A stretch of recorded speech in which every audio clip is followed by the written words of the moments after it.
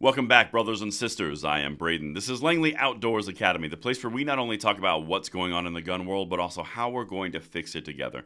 And the content that we're going to talk about today is South Carolina and how potentially RINO'S are setting up for an epic failure to prohibit constitutional carry from going through just by being RINO'S. Classic move, but we can make something different here. Everything will be linked in the description box below, and it is time to act, particularly if you are in South Carolina. And of course, make sure you hit that like button, subscribe to the channel, and turn the notification bell on. Now, this content is brought to you by Safe Life Defense. I'm going to say a quick word, and then we are going to hit this. I want to tell you about today's sponsor, Safe Life Defense, and specifically their Hyperline vest. Guys, I can honestly tell you, I've looked at a lot of body armor solutions. This is by far the thinnest, lightest, most comfortable without giving up protection. It's rated up to 44 Magnum, and as you can see, it is not encumbering my speaking, my breathing, anything across the board. This is a very good vest. It can be worn underneath a t-shirt, it's so thin, and like I said, it is up to a 44 Magnum rated in level 3A. This is something that you should check it out. It is the thinnest in the world and definitely worth an examination. There's a link right down there in the description box, and thank you so much to them for sponsoring this content. All right, my beautiful people, we are diving in, as I mentioned in the introduction, to South Carolina. Now, South Carolina has constitutional carry on the table. The House has passed it. The Senate is debating it. The Senate is 30 Republicans to 15 Democrats, and the governor there wants to sign it into law.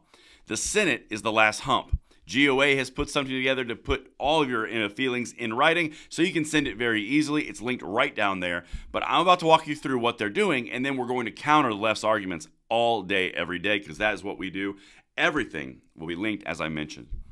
South Carolina Senate continues debate on latest gun bill. Now, this is as of January 29th, and they are reconvening today. If you are going to take action on this, today is the day to do it. If we miss this, and it does not get through the Senate, before they adjourn, you got another year to wait. There's an election between here and there.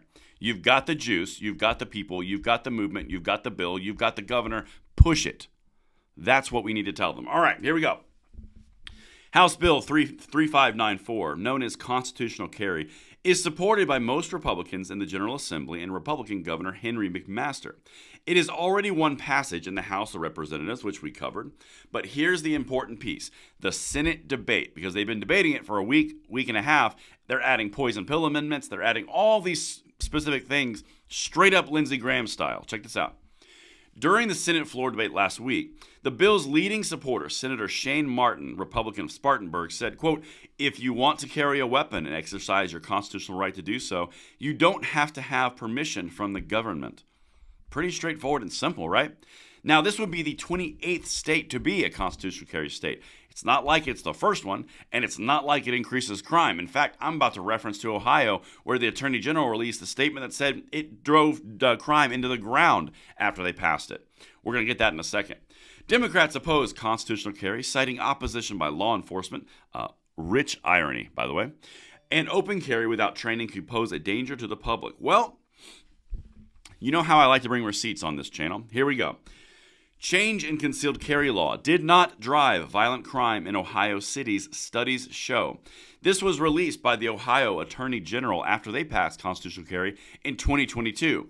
And I quote, Columbus, Ohio. 6 of Ohio's 8 largest cities saw less gun crime after the state's constitutional carry law took effect. According to a study published today by the Center for Justice Research, a partnership between the Office of Ohio Attorney General Dave Yost and Bowling Green State University. Beginning June 13, 2022, Ohio became the 23rd state to allow its citizens to carry a concealed weapon without a permit. In the year following, crime involving guns dropped across Ohio's 8 largest cities as a whole and in 6 of the 8 individually. And here's the infographic right here. The talking point that the left is putting forward for South Carolina not to get constitutional carry is crap. It's all fear-mongering. It's not based in reality. I'm showing you reality right here from the Attorney General's office in Ohio. Almost all of these went down. Cincinnati went up and Dayton went up. The rest went down. What else do you want to talk about? Constitutional carry, the right of the people to carry guns without a permission permission slip from the government is fully constitutional, and it has benefits for crime. Why are we not doing this? because it's about controlling gun control. It's about one of the Democrats' main narratives. But let me show you some other things here about South Carolina from the GOA letter, which you can sign on to right down there in the description if you would like. As the South Carolina Senate reconvenes tomorrow, this was written last night, they will continue to debate threatening anti-gun amendments to your constitutional carry legislation. In addition to red flag gun grabs and gun-free zones for constitutional carriers, powerful Senate Republicans introduced amendments to add people to South Carolina's gun ban list to be more restrictive than the federal government. And this happens a lot. We saw it in Nebraska last year before they signed it into law.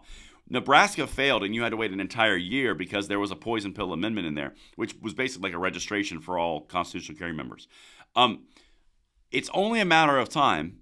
Get this done. Get it on the board so we don't have to deal with this anymore. Let's make it 28 states. If you're in South Carolina, take action because now is the time to push them. All right, last thing. Your senator needs to hear a clear message. Reject all anti-gun amendments and pass a clean constitutional carry bill now.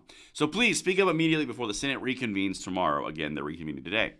Everything that you need from a sourcing perspective is right down there in the description box. The first link is the GOA pre-done letter where you can sign on and send it. Guys, this is the time when you push your rights forward. You can do this. We can do this. That's why I'm covering it. Everything is linked. Make sure you let me know what you guys think in the comments below, and I will see you on the next one. I'm Braden. See you later.